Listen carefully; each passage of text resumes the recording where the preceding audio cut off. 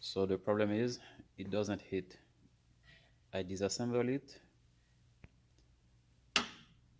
I got 120 volt going to the board of the transformer, but no electricity is coming out. And this relay from the control board is sending electricity to the transformer. But there's high-tech stove, oven.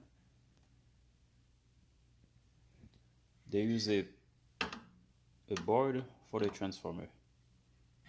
So what could be wrong?